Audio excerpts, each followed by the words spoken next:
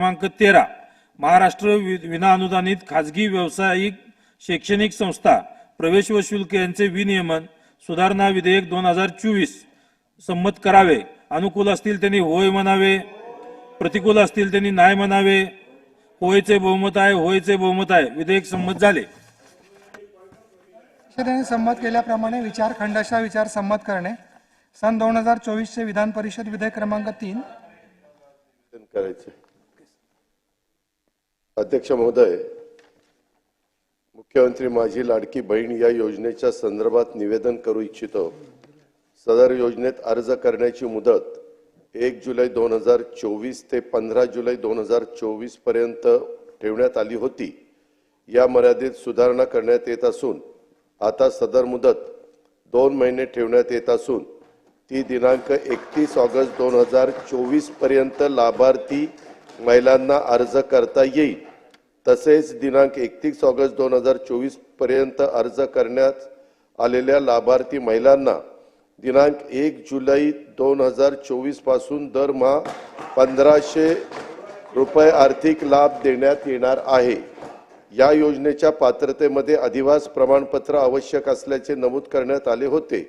आता लाभार्थी महिलांच्याकडे अधिवास प्रमाणपत्र उपलब्ध नसेल तर त्याऐवजी 15 वर्षापूर्वीचे रेशन कार्ड किंवा मतदार ओळखपत्र किंवा शाळा सोडल्याचं प्रमाणपत्र किंवा जन्म दाखला या 4 पैकी कोणतेही ओळखपत्र किंवा प्रमाणपत्र ग्राह्य धरण्यात येणार आहे।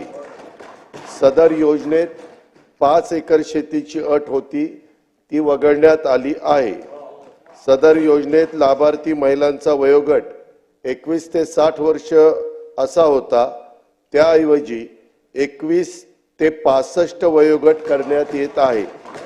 परराज्यामध्ये जन्म झालेल्या महिलांनी बॉर्डरवर हा प्रश्न आहे आपल्या महाराष्ट्राच्या महिलांनी महाराष्ट्रातील अधिवास असणाऱ्या पुरुषांबरोबर विवाह केला असेल तर अशा बाबतीत त्यांच्या पतीचं जन्म दाखला किंवा शाळा सोडल्याचे प्रमाणपत्र हा अधिवास प्रमाणपत्र ग्राह्य धरण्यात येईल।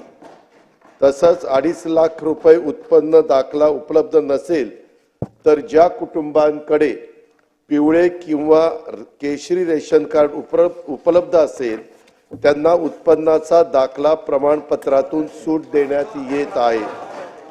सदर योजनेत कुटुंबातील एक पात्र अविवाहित महिलेला सुद्धा या योजनेचा लाभ देण्यात येणार आहे। धन्यवाद।